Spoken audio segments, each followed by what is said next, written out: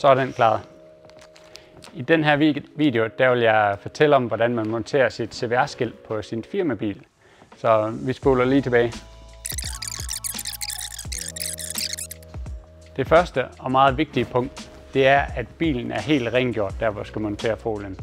Det mindste sand og støv, det vil kunne ses igennem folien efter montagen. Så brug tid på rengøringen. Derudover skal bilens overflade, den skal være minimum 10 grader varm. Og så må den ikke lige være blevet voksbehandlet, og den må heller ikke være nylakeret. Der skal helst gå 14 dage, 3 uger efter det. Det næste step, det er placeringen af dit CVR-skilt. Når det kommer til biler, så er der ikke noget med, hvad der er i watter. Hvis den her den er i watter, så ser det forfærdeligt ud. Så man skal prøve at finde nogle linjer i bilen, den ligesom kan følge. Altså alle her omkring. Når du ligesom har fundet en placering, så er det en god idé at ligesom fiksere den med en maletape. Sådan her. Hvis det var et større stykke folie, så vil man have sat flere punkter i, men det her det er lige til at gå til. En god idé lige en montage, det er at trykke folierne godt fast på overføringsfilmen. Det gør man lige lidt. Kører en par gange hen med en skraber, eller hvad end man har til rådighed. Så skal vi ligesom have fjernet bagpapir, så vi kan klistre folien på bilen. Det gør man ved at folde den meget tilbage. Og skal man ligesom have delt ad. Og så skal bogstaverne, de skal så sidde fast på overføringsfilmen og ikke på bagpapiret. Hvis man hiver for meget lige ud i det her, så har de en tendens til at sidde fast på bagpapiret. Så man skal ligesom på en eller anden måde have det her ind til bilen, og så køre det lige så langsomt af, sådan her. Og gør det langsomt, fordi nogle gange så er der bare et bogstav eller to, der sidder fast.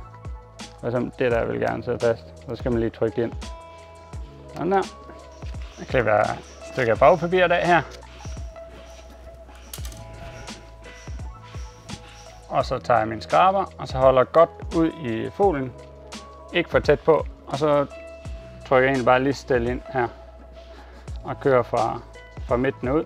Hvis det havde været en stor folie, så havde jeg kørt mere sådan, ja, været lidt mere nøjsom. Men her, det er så lille en folie, så det kan man gøre sådan der. Sådan der. Så tager vi malertapen af. Så skal vi så have bagpapiret af det resterende stykke. Og det foregår på samme måde. Så for lige så langsomt og trække bagud.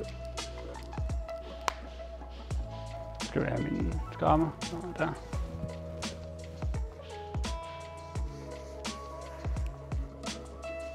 Sådan der. Og så er det egentlig bare lige at trykke det godt ind. Sådan.